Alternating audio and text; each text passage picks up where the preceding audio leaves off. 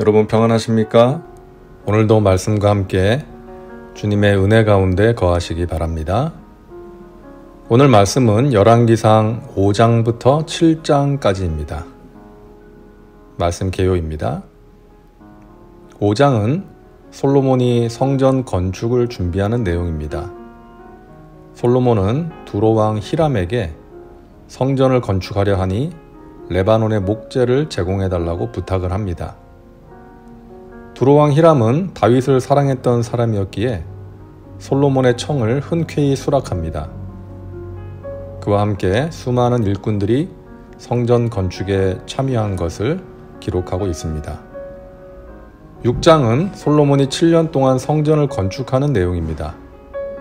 성전의 외부, 내부 공사, 성전의 규모, 그리고 내부 장식에 대한 내용이 기록되어 있습니다. 7장은 솔로몬이 왕궁을 건축하는 내용과 놋세 대장장이 히람을 데려와서 각종 성전의 기구들을 제작하는 내용입니다. 말씀 묵상입니다. 열왕기상 5장부터 9장까지는 솔로몬의 행적 가운데 가장 비중이 크다고 할 수 있는 성전과 왕궁 건축에 대한 내용이 기록되어 있습니다. 솔로몬은 성전 건축에 7년, 왕궁 건축에 13년, 총 20년에 걸쳐서 성전과 왕궁을 건축합니다. 솔로몬은 성전 건축을 위하여 두로왕 히람에게 목재를 부탁합니다. 레바논의 백향목이 질이 좋은 나무였기 때문이죠. 히람은 다윗을 사랑했던 왕이었기에 솔로몬의 부탁을 흔쾌히 수락합니다. 솔로몬이 히람에게 이런 말을 합니다. 이제 내 하나님 야훼께서 내게 사방에 태평을 주심에 원수도 없고 재앙도 없도다. 야훼께서 내 아버지 다윗에게 하신 말씀에 내가 너를 이어 내 자리에 오르게 할 내 아들 그가 내 이름을 위하여 성전을 건축하리라 하신 대로 내가 내 하나님 야훼의 이름을 위하여 성전을 건축하려 하오니. 솔로몬은 자신의 나라에 임한 번영과 평화가 선왕이나 자신의 공로가 아니라 하나님께서 주신 것이라고 말합니다. 자신의 아버지 다윗이 성전 건축을 간절히 원했지만 계속되는 전쟁에서 피를 많이 흘렸기 때문에 하지 못하고 자신이 하는 것이 하나님의 뜻이었는데 이제 그 때가 되었다는 것이죠. 솔로몬은 하나님의 주권과 섭리를 인정했고 하나님의 때를 분별할 줄 아는 영적인 통찰력을 가진 사람이었습니다. 여러분, 이것이 지혜입니다. 하나님께서 솔로몬에게 주신 지혜는 백성들을 잘 통치하는 데에만 사용된 것이 아니고요. 하나님의 뜻을 잘 헤아려서 하나님의 일을 이루는 것으로 나타난 것입니다. 하나님께서는 하나님의 일을 하나님의 때에 하나님의 방법으로 이루십니다. 다윗이 성전 건축을 간절히 원했지만 하나님의 뜻은 다윗이 아닌 솔로몬이었던 것이죠. 솔로몬의 때에 태평성대를 허락하셨고 순적하게 성전 건축을 하게 하신 것입니다. 하나님께서는 성전 건축을 위해서 솔로몬의 신앙과 지혜 그리고 부귀영화를 사용하셨고 뿐만 아니라 두로왕 히람의 마음을 주장하셨습니다. 아낌없이 지원하게 하신 것이죠. 그리고 조력자들과 기술자들까지 모두 예비해 두셨습니다. 하나님의 예비하심 가운데 성전 건축이 순적하게 이루어질 수 있었던 것이죠. 하나님께서는 지금도 사랑하는 백성들을 하나님의 선하신 뜻 가운데 인도하고 계십니다. 그러므로 우리는 우리의 뜻과 판단대로 사는 것이 아니라 하나님의 때와 방법을 구하며 살아야 합니다. 하나님의 때가 가장 좋은 때이고 하나님의 방법이 가장 좋은 방법이라고 믿어야 합니다. 조급한 마음을 버리고 내 생각과 뜻을 내려놓고 하나님의 때를 기다리고 하나님이 주시는 지혜로 하나님의 뜻을 분별하면서 나아갈 때에 하나님께서 일을 행하시고 성취하십니다. 우리가 생각해야 하는 또 한 가지는 이것입니다. 6장 11절부터 보면 성전 건축이 한창 진행되고 있을 때 하나님께서 솔로몬에게 말씀하십니다.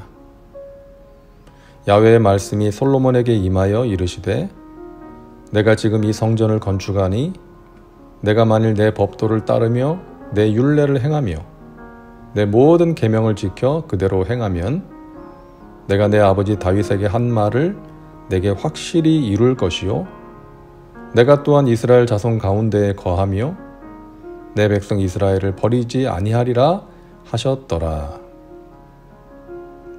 이런 말씀인 거예요. 솔로몬아, 너가 지금 성전을 건축하고 있는데 이것을 꼭 기억해라.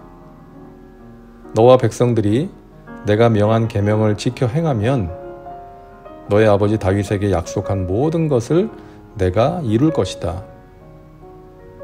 내가 이스라엘 자손 가운데 거하고 너희를 버리지 않을 것이다. 이런 말씀을 주신 거예요. 왜 성전의 웅장하고 화려한 모습에 대해서 기록하다가 갑자기 이 말씀이 나오는 것일까요?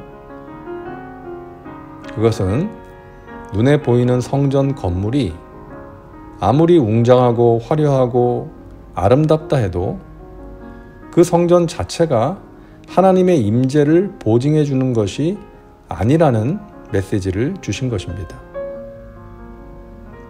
성전 자체보다 중요한 것은 하나님의 백성들이 하나님을 경외하고 사랑함으로 말씀을 지켜 행하는 것이라고 말씀하신 것이죠. 그것이 선행될 때 성전은 하나님의 임재의 장소가 될 수 있다는 것입니다. 다시 말해서 중요한 것은 하나님과의 관계라는 것이죠. 아무리 성전이 크고 웅장하고 화려해도 그 성전에 모인 사람들의 마음이 하나님과 멀어져 있다면, 하나님과 올바른 관계를 맺고 있지 못하다면 하나님께서는 그 예배를 받으실 수 없다는 것이죠. 하나님께서는 어떤 장소에 예속되시는 분이 아니라 하나님과의 바른 관계를 맺고 사는 사람들에게 임재하셔서 도와주시고 은혜와 복을 베푸신다는 것입니다. 그것을 말씀하신 거예요. 여러분, 중요한 것은 하나님과의 관계 회복입니다. 그럴 때 하나님의 임재를 경험할 수 있다는 것이죠. 예배의 장소, 예배 행위보다 중요한 것은 예배자입니다. 예배자의 마음입니다. 하나님과 아름다운 관계 속에서 살아가는 예배자입니다. 저와 여러분이 그런 예배자 되기를 간절히 소망합니다. 다음은 말씀 적용입니다. 오늘 말씀을 통해 당신에게 주시는 메시지는 무엇입니까? 당신 자신과 삶에 구체적으로 적용하시기 바랍니다. 이제 기도합니다. 사랑과 은혜가 풍성하신 하나님, 오늘도 말씀과 함께 살게 하시니 감사합니다. 오늘도 말씀과 함께하는 우리 믿음의 식구들에게 하나님의 때와 뜻을 분별하고 따를 수 있는 지혜를 주옵소서. 그리고 하나님께서 찾으시는 예배자 되게 하옵소서.